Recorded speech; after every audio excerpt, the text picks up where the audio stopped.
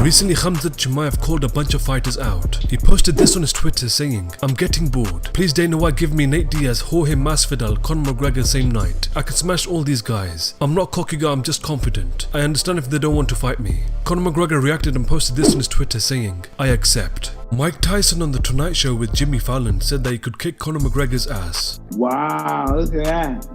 Yeah, that dude's nuts. Yeah, but I'm gonna kick his ass anyway.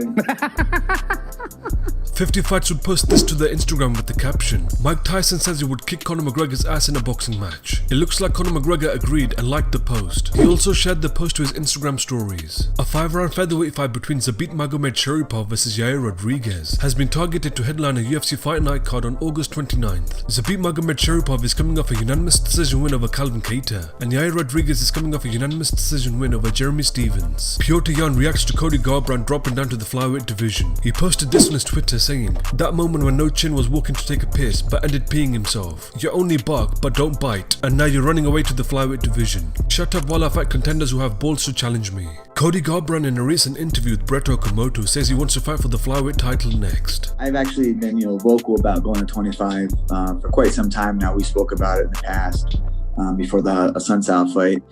And, I feel like it's great. I'm able to, do it now, early still in my career. I just turned 29. I'm able to go down to 25, challenge and win that title there, and then go back up to 135 pounds and compete with the best of them there. So I feel like at a time in my life and my career, it's very pivotal for me to make this, transition into flyweight and bantamweight. I don't think a lot of the flyweight guys can come up to the bantamweight and compete at the elite level that I am. So I'm very blessed I'm able to do that. And yeah, hopefully I get this shot against Figueroa, whatever his name is. Great guy. I think that he's, a tough competitor. I just think I'm just way more skillful than him, and excited for the challenge at task.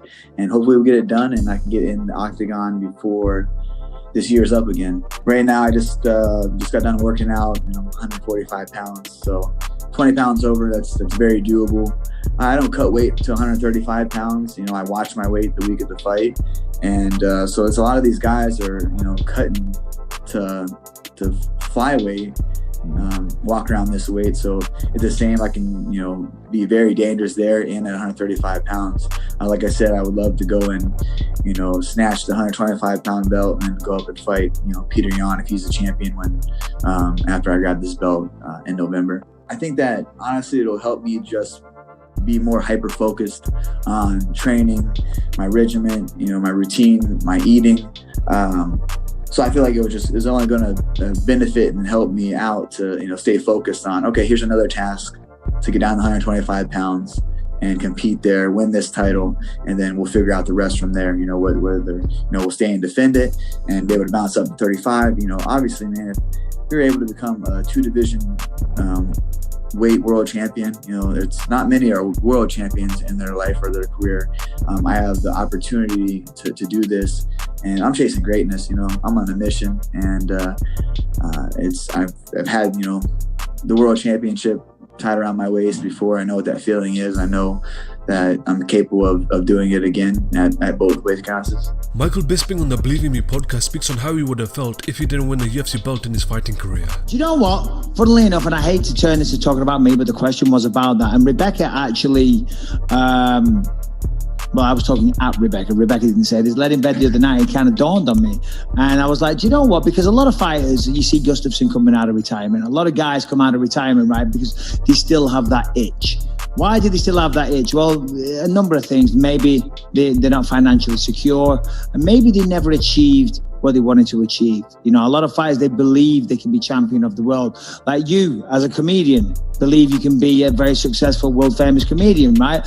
Fighters believe I can be the champ. I know I've got it. And if I didn't win that fight against Luke Rockhold, and if I didn't become the champ, and if I didn't get a couple of big fights and a couple of title defenses and things like that, then my career wouldn't be satisfied. I would not be satisfied with my career, and if my knees weren't fucked and my eye wasn't fucked, I'd still be talking about coming out of retirement. I'd be like, nah, I still got it. I can still do this. But because I did win the belt, because I did beat Luke in that fight, and I had a couple of other big fights as well. I had some big fights at the end of my career. I can rest easy.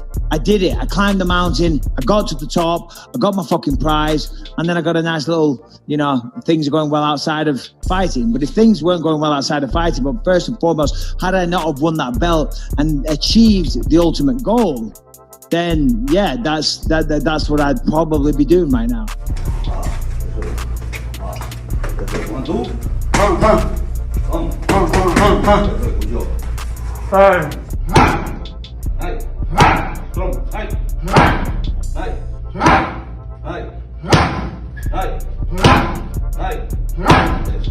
Matt Serra on the UFC Unfiltered podcast speaks on Robert Whittakers' win over Darren Till. Well, listen, there's always questions when a champion falls and then he has to get back in there, get back on that horse again, back in that cage again. That's right. What happens when he locks the door? What happens when they lock him in that cage? What happens his first time back after falling from grace? Right. Well, I'll tell you right now what happens with Robert Whittaker. He answers the call, Jimmy. Yeah. He answers the call. Yes, he does. I'll tell you. Para ser o melhor, você tem que treinar com os melhores. Chega aí, Lucas. For you be the best, you need to train with the best coach. No doubt about it. And the sparring, look, everybody wait for a guerra total. São vários sparring, vários, um atrás do outro. Olha o time. Um time enorme, enorme, enorme. Kenny Florian on the Anakin Florian podcast speaks on Mauricio Ruas' win over Antonio Rogerio Nogueira. Yeah, but you gotta appreciate the gameness, the determination, the heart for these guys to get into camp, to train hard, and go out there and throw down like they did. I didn't expect anything really different from these guys. They might not be moving the same way that they did, from 10, 15 years ago, obviously. Right. But man, the heart is still there. The power was still there. They're out there trying to take each other out, and we got a great fight because of it.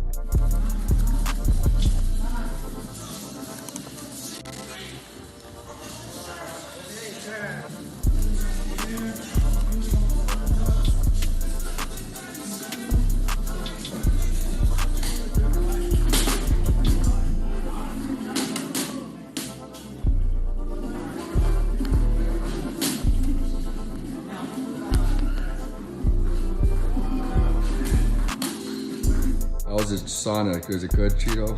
That's what he's doing for. This is his whole training right here. He doesn't do anything but this. This is where he spends all his time. In here. That's how you win a fight. Right in there. Marlon Vera on the Luke Thomas show says that Aljamain Sterling deserves the next title shot. He also says that Marlon Vera is a one-round fighter. There's not even a question. Aljamain Sterling is the number one challenger, like 100%.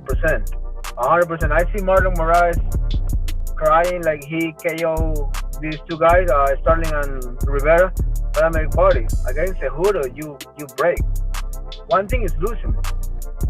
We all can lose. I don't give a fuck who you are, how mystic mag you are. You're gonna lose at some point.